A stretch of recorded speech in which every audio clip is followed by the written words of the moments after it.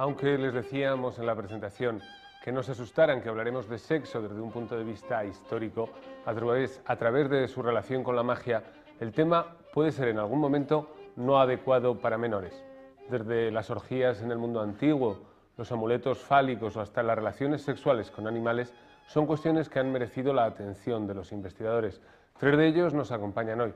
Son Ana Vázquez Ois, que es profesora titular del Departamento de Historia Antigua de la UNED y especialista en temas de religiones antiguas, autora de varios diccionarios de términos mágicos del mundo antiguo y numerosos libros sobre este tema, así como de varios artículos y ponencias en congresos internacionales sobre el culto, sobre la magia antigua. Es miembro del Instituto Oriental de Chicago, del Instituto Español de Ciencias de las Religiones y del Centro Español de Estudios sobre el Próximo Oriente.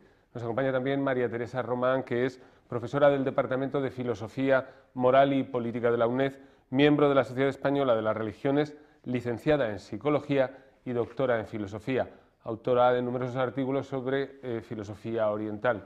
Por último está con nosotros Óscar Muñoz Martín, que es miembro de la Asociación Española de Egiptología y del Instituto Español de Ciencias de las Religiones, así como del Instituto Oriental de Chicago, habitual colaborador de la doctora Vázquez y coautor con ella de varios libros sobre magia y religión en el mundo antiguo. Buenas tardes a todos y gracias por acompañarnos. Supongo que para hablar de la sexualidad en el mundo antiguo habrá que hacerlo de una manera comparativa. ¿Cómo ha evolucionado desde aquellas épocas, de las épocas remotas, desde la aparición, si se tienen datos del hombre en la Tierra, hasta ahora, la sexualidad?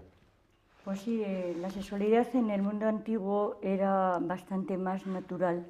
Su tratamiento, digamos, que lo que es en el mundo moderno y sobre todo a partir, digamos, de la represión sexual que se produjo en el cristianismo alrededor del siglo IV después de Cristo, más o menos en la época de San Agustín, que fue un gran misógino. Fue primero un gran pecador y luego fue un gran misógino. Y se practicaba el sexo con muchísima naturalidad en el mundo antiguo, pero no solamente el sexo, digamos, reglado o oficial como ahora de hombre-mujer, es decir, la bisexualidad, sino que la sexualidad podía ser tanto entre hombres y mujeres, hombres con hombres, como tú has dicho al principio, con animales, incluso pues también entre mujeres, es decir, que era una sexualidad muchísimo más libre. Ya, ¿y esto por qué? ¿Hay alguna causa que lo explique o simplemente esa libertad?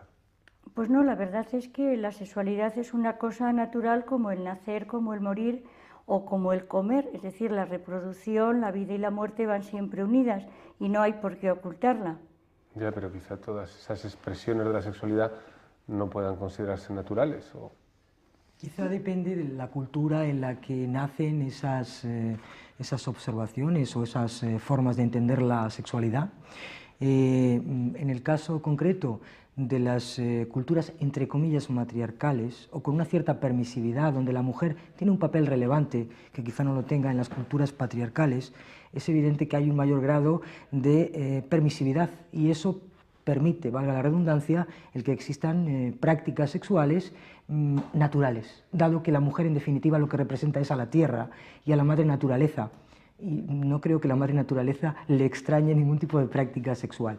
Las culturas más pastoriles, que además se relacionan con las culturas pastoriles, culturas patriarcales, culturas mucho más agresivas, cambia esta estructura, esta forma de ver la sexualidad.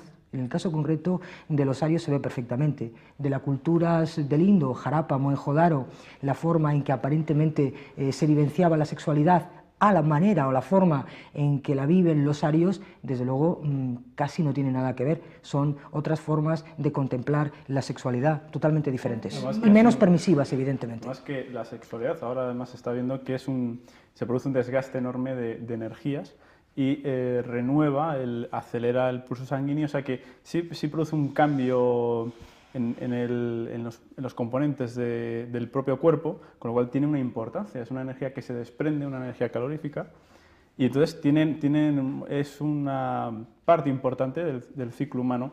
Lo único que yo creo que en nuestra sociedad se le da más importancia pues no sé, por una época tal vez que hubo anterior de represión, pero que no tiene que tener más importancia que el hecho de comer, que sí es importante, pero que no hay que centrar toda la vida simplemente en el acto sexual, porque es un componente más de la vida de cada persona, sea cual sea sus tendencias normales o lo que se considera normal, porque lo que no hay por qué normal. considerar nada anormal. Claro, todo es subjetivo, Digamos. la normalidad es subjetiva. ¿Es subjetivo o va cambiando con las épocas?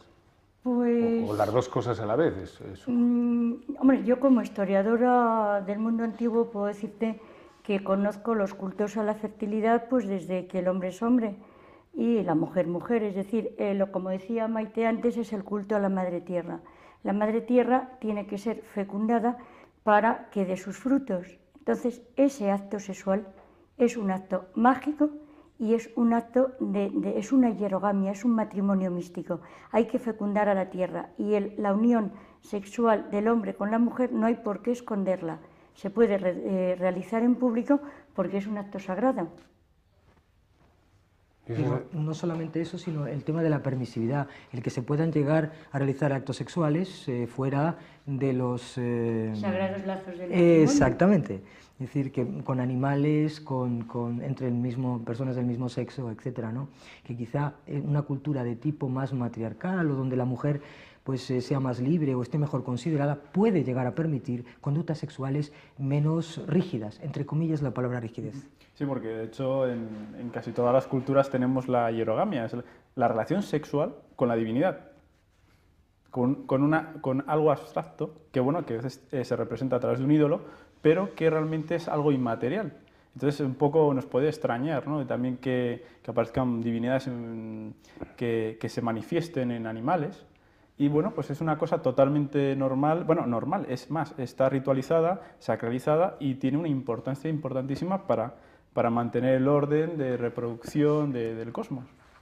Renueva los poderes, los poderes, por ejemplo, del faraón. Sí, en la ceremonia de Egipto, Hatshepsut claro. tenía que demostrar cada cierto tiempo un ciclo que el faraón se renovaba físicamente, sus facultades, incluso las sexuales, y venía apoyado por 3 divinidades femeninas, una de ellas, por ejemplo, Isis, otra Wadjet y otra Nekbet, que son las protectoras de la corona real. Entonces, pues tiene que hacer un alarde de su virilidad. Y a veces pues cuentan algunos que hubo hasta 3 ceremonias de Hatshepsut que se producían más o menos cada 28 años, pero tampoco se sabe. Sí, y se le llamaba toro poderoso, ¿no? Toro poderoso, que en los jeroglíficos, En el curiosamente, sentido sexual, sí.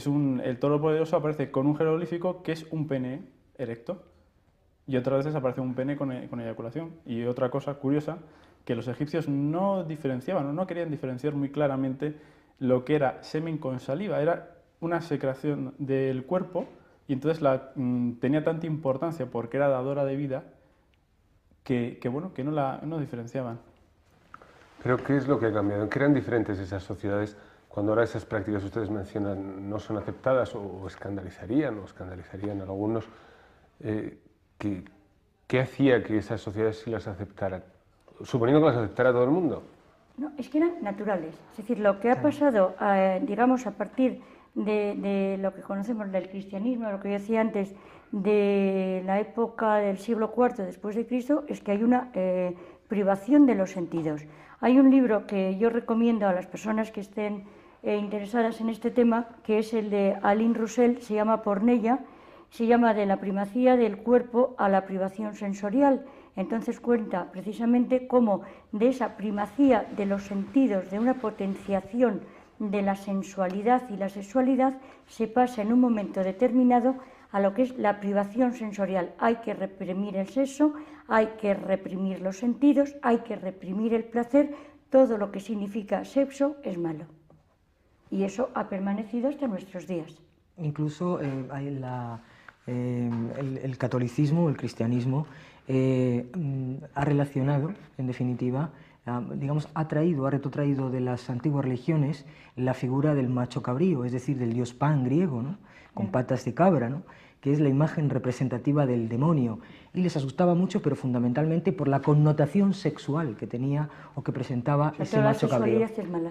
Eso es. Es decir, que es una Entonces a mí lo que me idea... gustaría, pues eso, es además he traído también 2 libros que quería presentar a las personas que nos están viendo, que es el de Georges Devereux, que es Baubo, la vulva mítica, porque a alguien le puede extrañar en un momento determinado encontrarse, por ejemplo, en capiteles de iglesias románicas, la figura de una señora abierta de piernas mostrando la vulva. Y es muy curioso, no se va a ver muy bien, pero no sé si podríamos enseñarla a nuestros telespectadores. Es una figura femenina abierta de piernas, se le marca la vulva y a veces está... Se está viendo perfectamente a través de nuestras pantallas. A veces se ve un niño que sale, es decir, es la figura de la madre pariendo o es la figura de la vulva mítica. ¿Qué es la vulva mítica? Pues es el signo de esa fertilidad que emana de la vagina de la mujer. Y es muy curioso porque aparece en Grecia, en los mitos de Deméter, cuando Deméter está buscando a su hija Perséfone, que ha sido raptada por Plutón, está muy triste, está llorando y en un momento determinado hay una figura femenina que se levanta las faldas y muestra el sexo. Entonces la diosa, iba a decir la Virgen, la diosa se ríe, con lo cual la risa y la vulva se convierten en un signo profiláctico, se convierten en un amuleto contra la tristeza, contra la desesperación y contra la desaparición de Perséfone. Y Heródoto, y esto lo puede contar también Óscar, lo cuenta también que las mujeres de Bubastis lo hacían con las diosas egipcias, mostrar el sexo como forma ritual. Y hay una película de Buñuel, que supongo que os acordáis todos, que es Lola Gaos, os acordáis que era un escándalo, en la escena de la Sagrada Cena se levantan las faldas, es un gesto totalmente protector y apotropaico. Es decir, no tiene nada sexual ni erótico, sino que está espantando al mal de ojo mostrando el sexo. Y es muy curioso, no solamente el sexo femenino, sino también el culto femenino, ¿veis? Es el culto a Príapo, que es el culto al órgano sexual masculino, es decir, que se ha adorado tanto al signo, al falo, como a la vulva. En Japón hoy en día se hacen procesiones con falos enormes de madera. Entonces es el día del pene, vamos, tú tendrás más... La cultura japonesa La cultura japonesa, aunque no está es... relacionada, pero la India efectivamente que es pervive así. hoy en día. Por supuesto. En cualquier caso, en todas las culturas la fertilidad es el símbolo que se atribuye a la sexualidad. Claro, es decir, bueno... No hay variantes sobre eso. Yo no sé si va unido fertilidad y fecundidad y sexualidad, pero lógicamente sin sexualidad ni fertilidad y viceversa. Es decir, para que la tierra sea fecunda hay que realizar el acto sexual el sacerdote y la sacerdotisa o la sacerdotisa y el rey sobre la tierra desnudos para fecundar el campo, para que la tierra se impregne de esa sexualidad y surja la vida.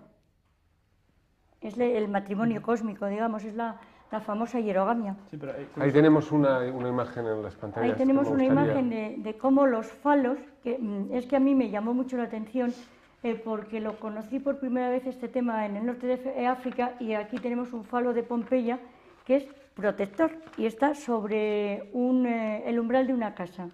Es decir, se ponía, pues igual que se pone a San Cristóbal o al Sagrado Corazón en nuestra cultura, te ponen la figura de un falo para que te proteja contra el mal de ojo. Y hay una cosa muy curiosa que no quiero dejar de contárosla, que estoy delante de 2 señores y que veáis que estamos en una cultura machista, Maite, porque fascinum, de donde viene la palabra fascinar, es la palabra que significa falo en latín. Y en cambio, sabéis lo que significa de peyorativo el órgano femenino, somos un... Yeah. El papel femenino... Bueno, estábamos viendo hace un momento los falos de Delos para que veáis que en la adoración al falo, el culto al falo, había los falos por todos los sitios, en todos los sitios, como con valor protector contra el mal de ojo. Porque Puede tener en las pantallas la imagen. Sí, estamos en uno de los grandes falos de Delos, de la isla de Delos, donde nacieron Apolo y Artemis. Y es muy curioso porque el mal de ojo está producido por la mirada. Entonces, si se le enseña un falo o se le enseña la vulva, el que encanta, el que fascina con la mirada, se tapa. Entonces rompe el poder de su mirada, el poder maléfico, y la persona puede escapar de ese mal de ojo.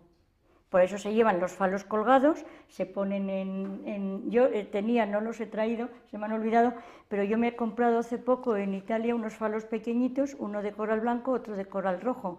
Y luego en el Museo de Mérida también venden, o sea, es decir, que era un elemento natural. En la India también.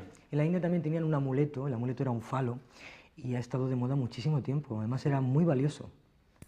Y al igual que la mujer o la sexualidad vista desde la mujer representa la fertilidad, la masculina, ¿qué sería? ¿Una fuerza de la naturaleza? ¿O qué símbolo se le atribuye? Es la contraparte, son dos elementos que se tienen que unir para que bueno, pues se produzca la fecundidad, la fertilidad de las cosas.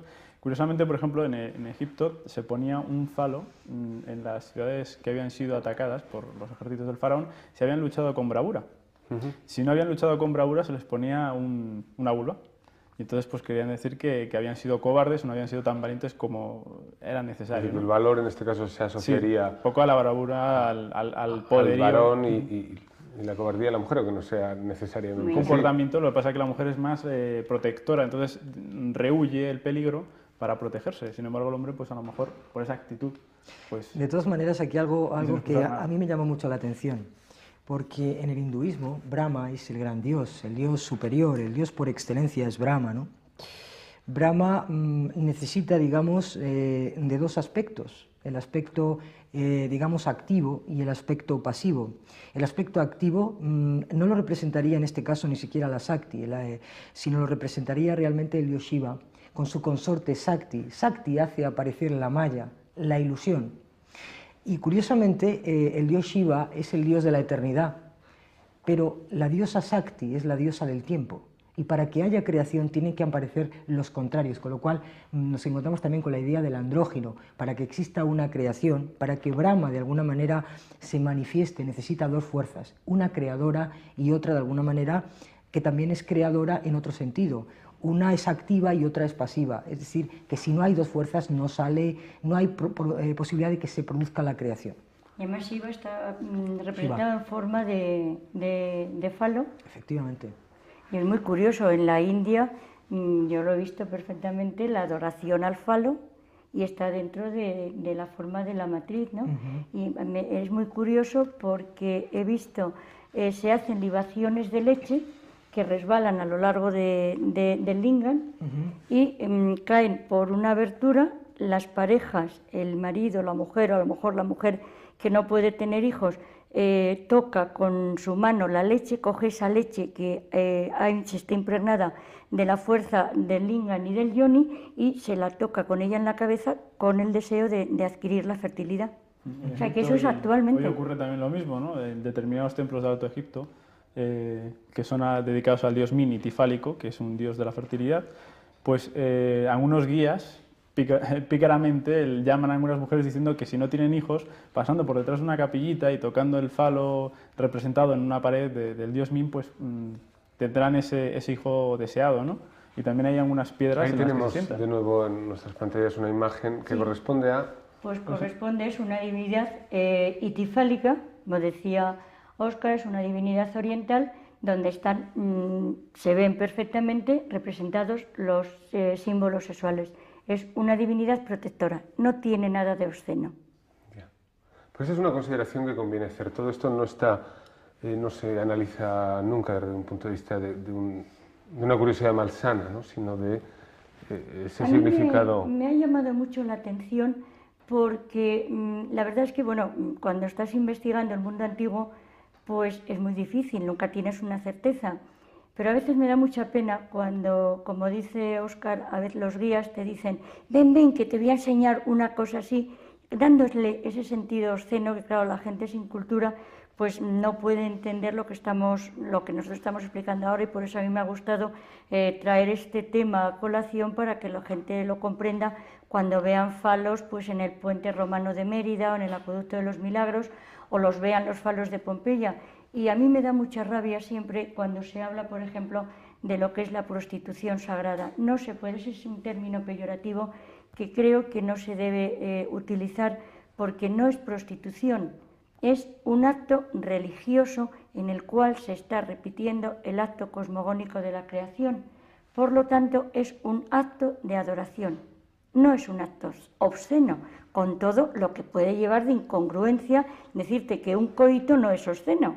¿Pero cómo era la prostitución sagrada a la que se ha referido? ¿En qué cultura se daba y en qué consistía? Pues mira, la prostitución sagrada se conoce en los templos de Astarte. Astarte es la diosa erótica por excelencia, la diosa del amor, lo que luego se conoce como Venus o como Afrodita, y es una divinidad que tenía sus sacerdotisas, y estas sacerdotisas lo que hacían era servir a la diosa ofreciendo sus favores sexuales a quien iba a solicitarlos. Esta solicitud luego el hombre la pagaba con un óvulo que depositaba en el templo de la diosa. Por eso se le da la connotación peyorativa de prostitución. Y creo que en la India se practica todavía estos cultos de fertilidad, ¿verdad? Sí, lo que pasa que, digamos que lo que actualmente yo tengo más conocimientos, más información de lo que ocurría antes que realmente de lo que ocurre ahora, a pesar de que tendré que hacer algún viaje a la India, a ver cómo están ocurriendo las cosas ahora. Sí, efectivamente, lo que pasa es que en la India, lo que sucede, no en la India, cuando se habla de la India es una cosa muy genérica, no es la India, es determinada corriente del hinduismo. Que el hinduismo es una amalgama, una especie de sincretismo de muchísimas cosas, ¿no? Desde la cultura védica, pasando por las culturas del Indo, y yoga, en fin, se han mezclado muchísimos elementos, o sea, que hablar así a nivel genérico de la India es complicado. Yo me remito más a lo que se llama la práctica del tantra o del tantrismo, ¿no? Donde realmente el objetivo es conseguir despertar esa serpiente enroscada o kundalini que hay en el interior del organismo humano, y mediante esa activación de los chakras o puntos energéticos que hay en ese cuerpo, obtener esa reunión con la divinidad. Pues la unión sexual, ¿no? O sea, lo que llamamos, por ejemplo, en Egipto, lo que estamos hablando de hierogamias o matrimonios sagrados, ¿no? O sea, que es muy curioso que coincidan en todas estas culturas que conocemos. Un pequeño inciso sobre, por ejemplo, en el culto de la diosa Artemis, que es una diosa que se denomina la no domada. Esta divinidad toma al hombre que ella quiere, no se deja poseer por cualquier hombre. Por ejemplo, tienes el caso de Acteón, que la vio desnuda sin el consentimiento de la diosa, entonces lo convirtió en jabalí y lo devoraron sus perros. Entonces, ahí, en ciervo. En ciervo. Sí, es que hay otro mito que es en jabalí. El erimanto. El erimanto, efectivamente. Lo convierte en ciervo y es devorado por los perros de Artemis. Sí. Y en cambio se habla de que es la diosa virgen. Claro. Y no era virgen. Claro. Lo que pasa que es la diosa no sometida al santo yugo del matrimonio, entre comillas. Porque claro, el matrimonio lo que hace es mantener el estatus político. Por eso hay que sacralizar el matrimonio. No se puede permitir una sexualidad libre. Entendido.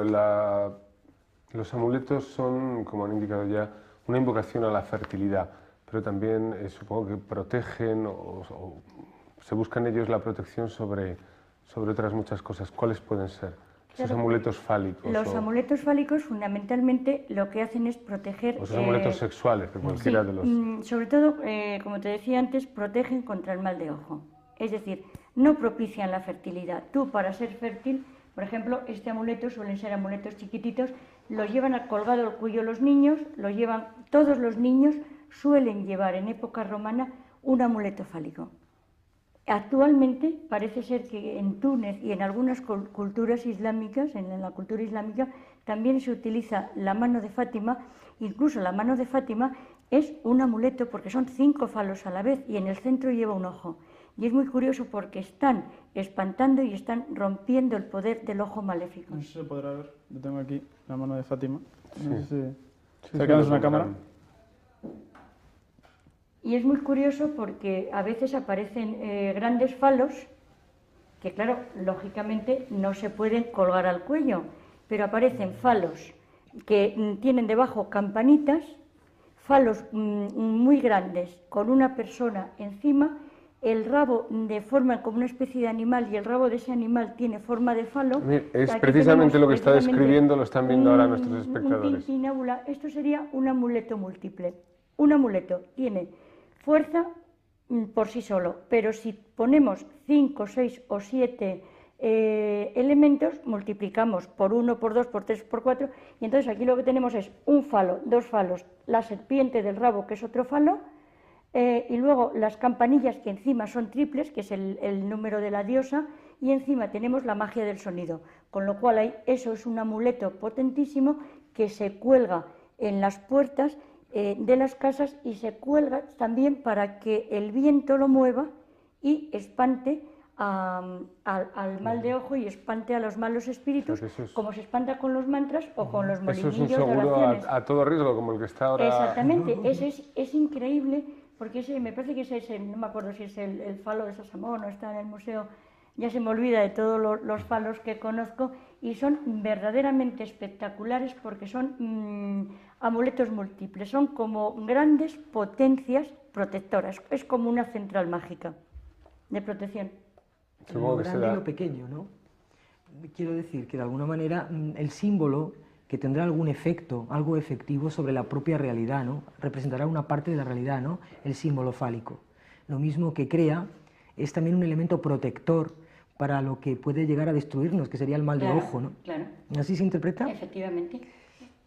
Y también otro componente del falo sería, por ejemplo, para los egipcios, había los hechiceros o los brujos que dominaban el saber controlar el semen, los uzu, eran los que dominaban a través del semen o la saliva, tenían facultades para dirigir a gente, protegerla o atacarla. O sea, que son elementos que a veces tienen muchísimo poder y muchísimas representaciones. Es que el semen representa la esencia de la persona, igual está que todo el código de la persona. Claro, está el código genético, y es muy curioso.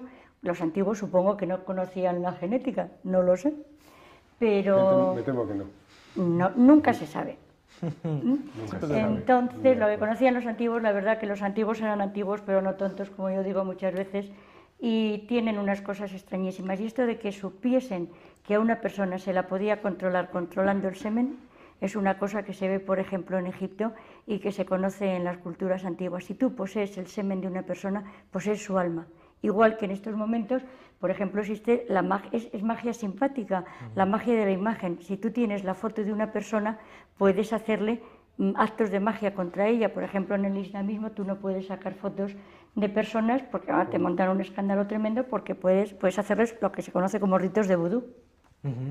También ocurre en la ciudad santa de Benarés, en la India, ¿no? No te permiten hacer fotos en toda la zona donde están los túmulos quemándose los cadáveres. Las cremaciones. ¿No? Lo permite. Y tras esta explicación sobre la sexualidad masculina, la sexualidad femenina, ¿cómo se utilizan los símbolos? ¿De qué protege? ¿Cómo se combina con otros ejemplos? Ahí tenemos precisamente un macho cabrío que pasará luego en la cultura occidental como símbolo del demonio. Es el diablo del Sabbat, él siempre se ha representado, además tiene cuernos. ¿Os acordáis que el demonio siempre se le describe como un macho cabrío? Además tenías tú, Maite, la descripción. Os voy a hacer una descripción del diablo que dieron unas brujas de Nor Berwick. Supongo que sería aproximadamente siglo XIV, siglo XV, cuando empezó la desagradable caza de brujas, donde murieron tantísimas mujeres, además, que fueron muchas mujeres. Y las autoras de ese texto que nos va a leer murieron en la hoguera, como muchas de ellas. Sí, seguramente. No lo especifica el autor, pero yo creo que estas cayeron. Bien, quizá la mejor descripción del diablo sea la que dieron las brujas de Nor Berwick, dice el autor. Una de las cuales dijo: el diablo surgía de repente en el púlpito como un hombre muy negro, con una barba negra que le sobresalía como la de un macho cabrío, y una nariz alta que le bajaba afilada como el pico de un halcón, con un largo adminículo, y pone entre paréntesis rabo. Otra bruja de Nor Berwick describió a su director así: el diablo hacía venir a toda la compañía a besarle el culo, con perdón, que decían lo tenía frío como el hielo, su cuerpo, era duro como el hierro, según creían los que le tocaban, su rostro era terrible, su nariz era como el pico de un águila, con grandes ojos llameantes, sus manos y piernas eran peludas. Fijaros el tema de las patas caprinas que tiene el dios Pan, ¿no? Con garras en las manos y pies como de grifón, y hablaba con voz cavernosa. Vale. Estas eran las descripciones que hacían las brujas torturadas en la Edad Media, ¿no? Sí, era una reflexión que le voy a hacer, que para arrancar esa confesión o esa descripción hace falta algo, ¿no? Una cosa curiosísima, porque ahí hablas de... era un ser de color negro. Curiosamente, las divinidades de la fertilidad, tanto Min, que es itifálico, como Osiris, que también suplanta esta divinidad, son negras. Pero por una cosa muy concreta, en Egipto el negro o la tierra negra significa la fertilidad. Es lo que se encuentra, es el valle, es la tierra que da de comer a los egipcios. Entonces por eso tiene esa connotación de que es negro. El macho cabrío es el primer animal o la primera figura con parte animal que surge. Habíamos hablado del sexo con animales. ¿Cómo es este tema? Que si de salida pues puede producir una cierta impresión, pero sí, ustedes son los expertos. El tema del bestialismo, porque te lo encuentras representado, por ejemplo, en la cultura griega. Es decir, encuentras, por ejemplo, el mito de Leda. Bueno, empezaré por Júpiter. Júpiter era un señor un poco ligón, el dios supremo del panteón griego. Entonces tomaba formas de animales para seducir a sus diferentes amantes. Y uno de los más originales es, por ejemplo, el de Leda, que hace el amor con Júpiter en forma de cisne.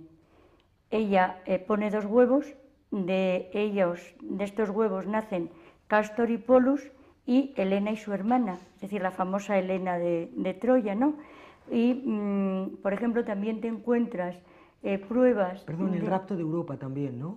Claro. Que también adopta Claro, su correspondiente forma animal, el señor Zeus. La esposa del Minotauro nace precisamente, estamos viendo aquí un acto de, digamos, de bestialismo, es un señor con un burro, y luego... ¿Pero es un hombre ya con aspecto con rostro de león, quizá? No, es la barba, es una barba. representación en un vaso griego, una mujer que, según la mitología, tiene relaciones sexuales con un toro, es la madre del Minotauro, que es la mujer de Minos, Pasífae.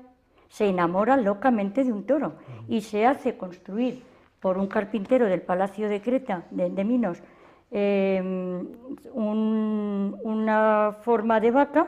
Ella se mete dentro de vaca para que el toro la monte, porque está locamente enamorada del toro. Entonces, luego tiene un hijo, que es precisamente una cabra. Claro, tiene un hijo que es el Minotauro. Ahí tenemos una figura que está muy prohibida en lo que se conocía como el Museo Secreto de Pompeya. A mí me hace mucha gracia la pobre carita que tiene la cabra y el fauno, y ha estado prohibida en el Museo Secreto de Nápoles, porque todo esto se encontró en Pompeya. Sabéis que Pompeya fue tapada por las cenizas de la erupción del volcán. Entonces se encontró todas estas figuras, ¿no? Entonces, claro, fue un escándalo tal que no se mostraba al público y hay un museo secreto. Las relaciones sexuales que se plantean en estos casos y que describen y que ustedes han estudiado, ¿tienen algún espacio concreto, tienen algún lugar o varía el suelo, el agua? Bueno, la sexualidad está muy relacionada, digamos, en estos cultos antiguos, con el agua como transmisora de la sexualidad, como decía también Óscar, con el semen, con todos esos líquidos, digamos, que emergen del cuerpo, porque nosotros mismos somos agua dentro del feto materno, somos peces, ¿no? El feto. Y luego es muy curioso, y no sé si vosotros lo conocéis exactamente igual que yo, que se adquiere la fertilidad y la fecundidad por medio del agua. Y hay un rito que es muy famoso en España, que es el de la lanzada, que es el de tomar las olas en la mañana de San Juan, en el cual las mujeres que quieren ser madres, no pueden tener hijos, pues acuden a bañarse en el mar, a tomar esas 9 olas para quedarse embarazadas. Y hay muchas fuentes que hice un trabajo, uno de mis primeros trabajos de investigación, yo me preguntaba por qué, es decir, por el hecho de ir a beber agua de una fuente determinada, una mujer, aunque luego realice el acto sexual con el mismo señor y el mismo marido y de la misma forma, por beber un agua determinada no tiene por qué quedarse embarazada. Y entonces descubrí en un manual de hidrología de que esas aguas estaban especialmente indicadas para los procesos del aparato genital de genitourinario femenino. Es decir, que a lo mejor esas aguas, que no me acuerdo ahora mismo si eran bicarbonatados sódicas o algo por el estilo, a lo mejor producían un efecto curativo en alguna enfermedad femenina que permitía la concepción. ¿Hay ritos similares en culturas? El agua es tan importante como que el inicio de todo del universo se produce en las aguas primordiales, en el Nun, en algunas cosmogonías egipcias, y la verdad es que el agua es un elemento fundamental. De hecho, en los templos pues tienes la zona del lago sagrado donde se hacían las libaciones. Los sacerdotes se volvían puros, el wap, a través de libaciones con agua, o sea que era el disolvente universal, el que limpiaba realmente de cuerpo y alma. En cualquier caso, yo quisiera abundar respecto a lo que acabas de decir, ¿no? A lo mejor también había un tema de sugestión, es decir, tú a una persona le dices que haciendo determinados ritos puede obtener determinados beneficios y la propia mente es poderosísima y llega realmente a conseguir aquello que está internamente deseando. Yo conozco a una señora muy cercana a mí, en el tiempo y en el espacio, que concibió, porque fue a Jerez de la Frontera, a beber un agua de una fuente determinada. Y fue mi madre. Bueno, una explicación en cualquier... Después de 14 años infructuosos de buscarme, le dijeron, pues vente a Jerez, que hay una fuente mágica. Sugestión. No hay duda de que conoce la experiencia de primera mano. ¿Algún otro ejemplo, algún otro caso que merezca la pena recordar o que ustedes han encontrado en el estudio sobre las culturas antiguas y cómo se asocian estos fenómenos? Bueno, yo creo que lo más bonito que conozco, que no es mi tema de investigación, es lo que cuenta Maite del tantrismo, que es una preciosidad. Es decir, lo que es precisamente la unión y la consecución de la inmortalidad por la unión de los dos sexos.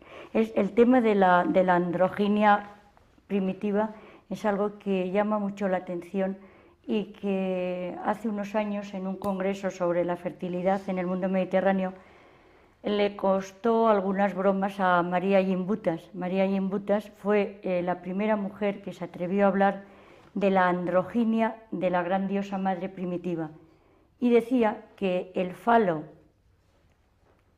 del toro de Çatalhöyük era la vagina de la diosa madre.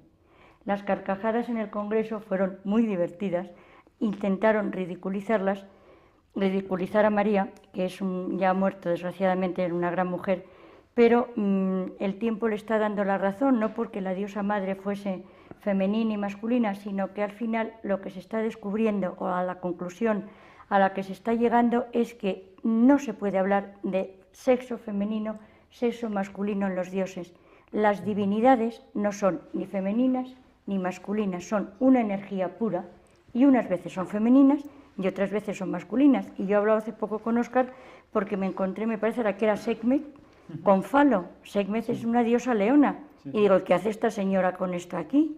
Total, más con la típica pose del dios Min, que es totalmente de fertilidad, masculino, además que en sus representaciones más antiguas se encuentra, es una figura humana de pie, erecta, con su mano izquierda sujetando un gran pene. Lo que pasa es que es un pene que se podía poner o quitar. Entonces, parece que eso también podía ser indicativo de que se iba en procesión, o sea, que era adorado. Pero sí, curiosamente, sí, algunas divinidades femeninas adoptan el miembro masculino para su representación. Claro. Y luego, bueno, por ejemplo, en Grecia existen las faloforias, es decir, se paseaba un gran pene en procesión y era el culto a la fertilidad. Y hay una cosa que no quiero que se me olvide deciros, porque todo el mundo, supongo que sabéis lo que es una orgía. Más o menos. Más o menos. Pues no tiene nada que ver con lo que estáis pensando.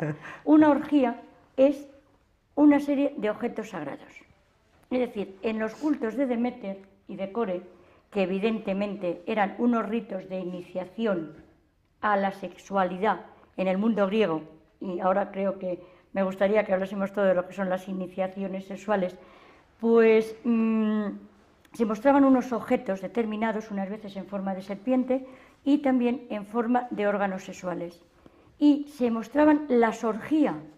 Esto es lo que eran, lo que es la orgía, los objetos que se mostraban en estos ritos, que no se puede saber cuáles son porque estaba prohibido con la muerte el revelarlos. Son ritos totalmente secretos, ¿qué es lo que pasa? Que como estos ritos en época ya cristiana se celebraban con nocturnidad y alevosía, y encima llevaban con la connotación peyorativa de que llevaban consigo ritos sexuales, los cristianos, entre ellos Tertuliano, denominan orgía a estos ritos sexuales que son simplemente los ritos antiguos de la fertilidad. En una época más moderna la palabra se ha asociado a los ritos de brujas, a las reuniones de brujas en noche de plenilunio, supongo.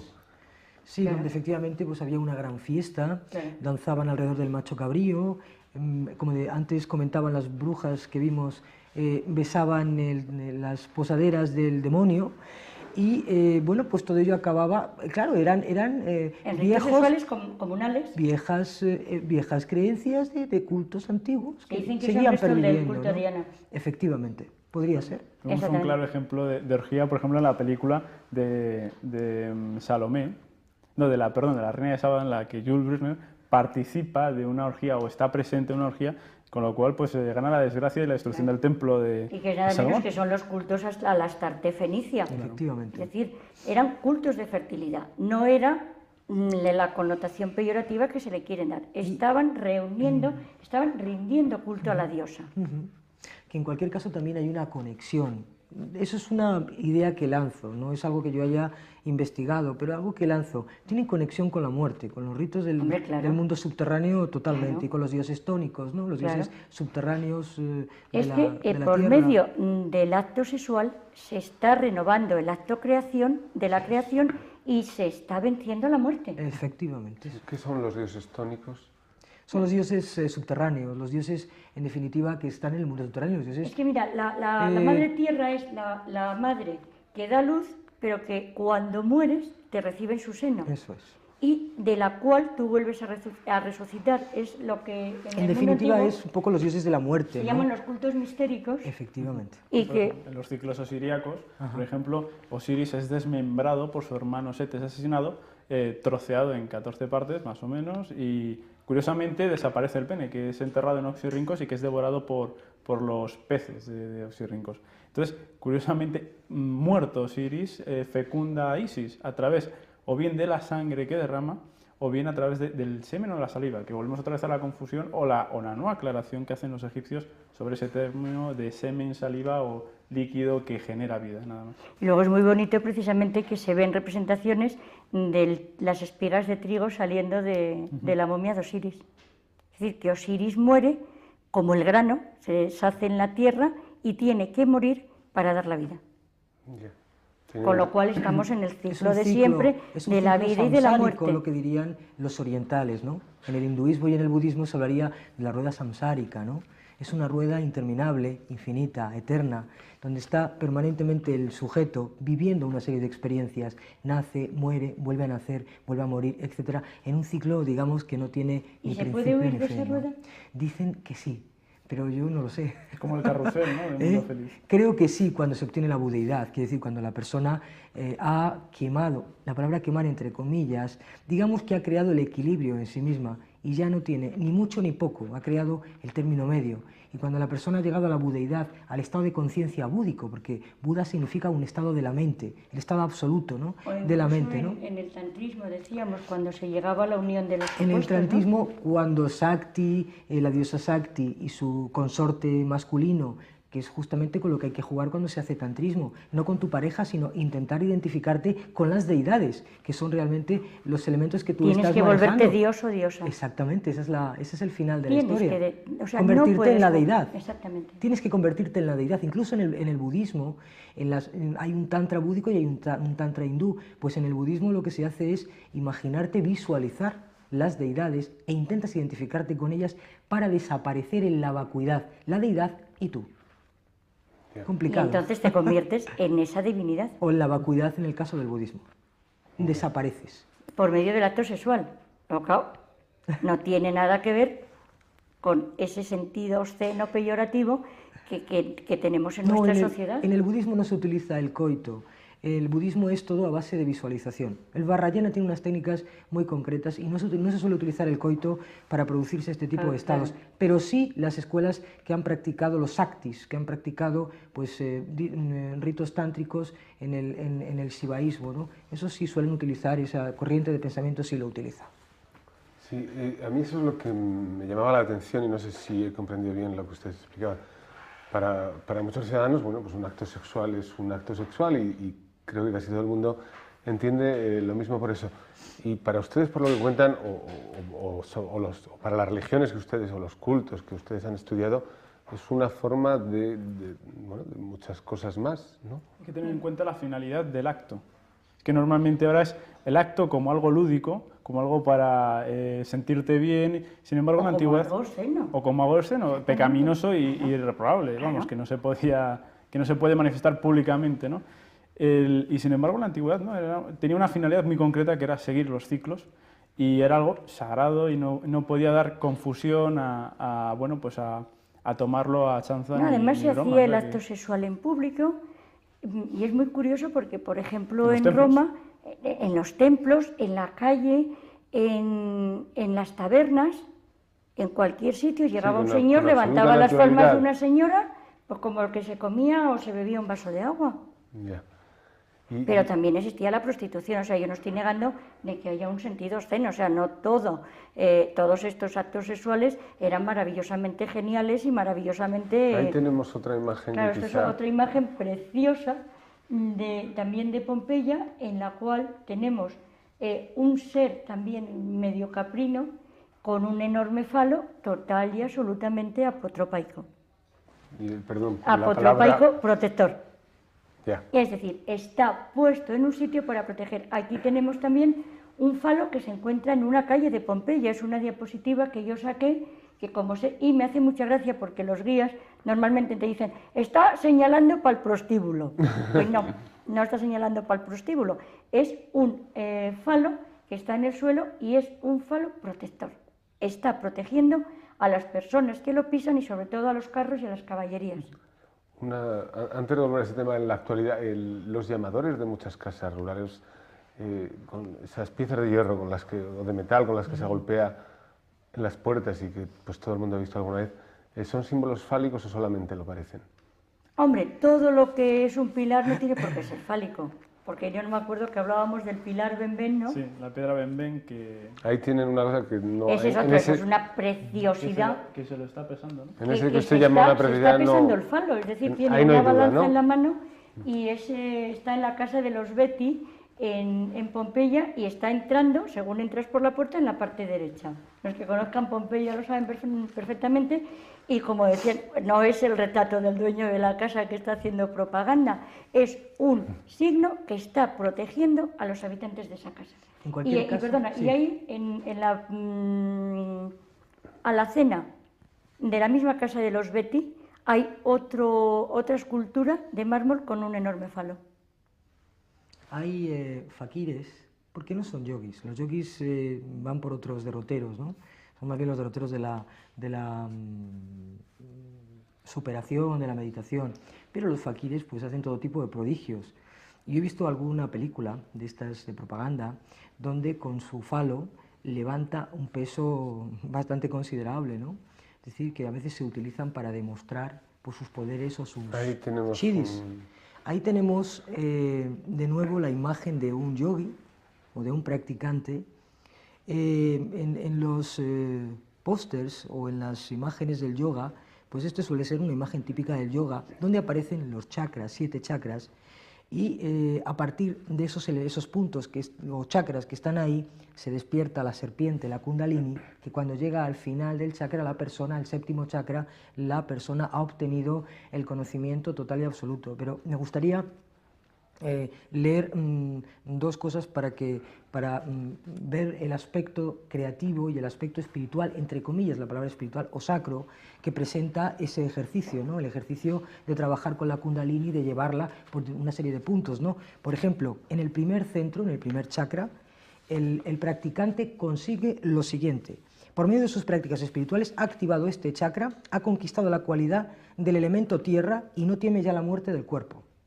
Al concentrarse y meditar en este chakra alcanza el conocimiento perfecto de la Kundalini y con ello el medio para despertarla. Una vez despierta, otorga al yogín el poder de levitación y de dormir. Antes de pasar al siguiente... Este es otro chakra, sí.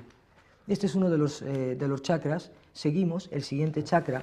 Pues el siguiente chakra, el yogín puede encontrarse... Tiene un nuevo que corresponde, me parece, al número 2. Al número 2, sí, sí. Me parece que sí, que es el número 2. Alcanza diversos poderes psíquicos, el conocimiento intuitivo, el dominio total de sus sentidos y el conocimiento de las entidades astrales o sutiles. Se extinguen en él el deseo, la cólera, la avidez, la ilusión, el orgullo. Fijaros que esto es un proceso de desidentificación, es decir, la persona va perdiendo su ego. Al perder la persona el ego, desaparece también con él, porque en definitiva el ego es el que da consistencia, el ego es el que existe. Nos quedan menos de 5 minutos. ¿Y qué tiene que ver todo eso con la sexualidad? Yo sé que algo tiene que ver, pero no sé sí, qué. Es el aspecto, digamos, sacro de la sexualidad. Es decir, aquí no se está utilizando esa energía para el propio placer, porque la persona lo que le desaparece a la persona ya es su propio yo. Es decir, al no haber yo, ya no hay un tú, ni tampoco hay una situación de posesión, ni de tenencia, etc. Entonces, efectivamente, es un tema de trascendencia, es decir, llegamos al punto álgido, al punto final, que puede llegar a suponer la expresión de la sexualidad, es decir, lo sagrado, lo sacro. Efectivamente, y desaparece la dualidad. La dualidad. Exacto. El andrógino. Efectivamente. El andrógino primordial, estamos en lo de siempre. Con lo cual, el hombre es Dios. Efectivamente. Bueno, que no es el hombre, que es se la identifica persona. con la deidad. Exactamente. Entonces, ese yo desaparece y ya eres la deidad. Esto responde, supongo, a la pregunta que les planteaba hace unos minutos de qué es lo que hay en eso que los demás... Un acto sexual es un acto sexual, pero ustedes o las cosas que estudian es algo más, ¿no? Exactamente. Pues tiene muchas vertientes, las que queramos ver en la sexualidad. La sexualidad es una energía, como cada uno utilice su energía. La mente también es una energía. Es decir, con la mente también se pueden hacer verdaderas atrocidades, no hace falta, no es el sexo. Y se puede hacer el acto sexual con la mente. Y se puede hacer el acto sexual a nivel mental. Y sin tocarse, con los ojos. Bueno, cuéntanoslo. No, lo he leído, una tiene mucha cultura. Me ha faltado tiempo para hacer la pregunta, pero como ya tenemos una imagen allí, podemos quizá comentarla. Sí, precisamente tenemos una orgía, en el sentido peyorativo de la palabra, pero lo único que es simplemente un momento del culto a Dionisos en el cual aparece esa divinidad de la que hemos estado hablando, que es la que luego pasará a la cultura occidental como diablo. Efectivamente. Sí. Macho cabrío. Ahí lo tenemos. Patrón de las brujas. Con perdón. ¿Y no me miro a nadie? Eso no vale. Eso no vale decirlo. Hemos llegado al presente de la sexualidad arrancando desde la antigüedad y han convenido en que se pasó de una o mayor libertad o tolerancia a una reducción de esta tolerancia. ¿Qué está en el futuro en esas civilizaciones que seguirán existiendo? ¿Hacia dónde vamos a ir? Muy brevemente, porque estamos en la parte final, nos quedan...